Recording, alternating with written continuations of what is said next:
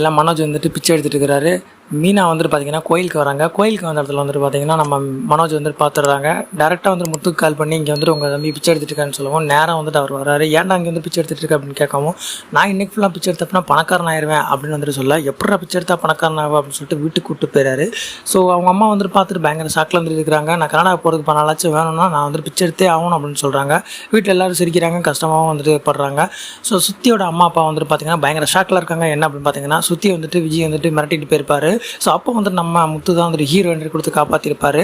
So இதெல்லாமே வந்துட்டு அவங்க வீட்டில் வந்துட்டு சொல்ல, சுத்தியோட அப்பா வந்துட்டு இதெல்லாமே வந்து முத்து வந்து செட் பண்ண பிளானு, அப்போ தான் வந்து நீங்கள் ஒன்று சேருவீங்கன்னு சொல்லி வந்துட்டு இந்த மாதிரி பிளான் பண்ணியிருக்கேன் அப்படின்னு சொல்ல, ஸோ அதெல்லாம் வந்துட்டு கிடையாது, நான் வந்து அங்கே இருக்கிறது தான் கரெக்டாக அப்படின்னு சொல்லிட்டு சண்டை போட்டு வந்துட்டு அவங்க அங்கேருந்து கிளம்பிடுறாங்க. ஸோ கூடிய சீக்கிரத்தில் சுத்தி அண்ட் ரவி வந்துட்டு எங்கள் வீட்டுக்கு வந்துடுவாங்க அப்படின்னு சொல்லி ஒரு நம்பிக்கையில் வந்துட்டு இருக்காங்க.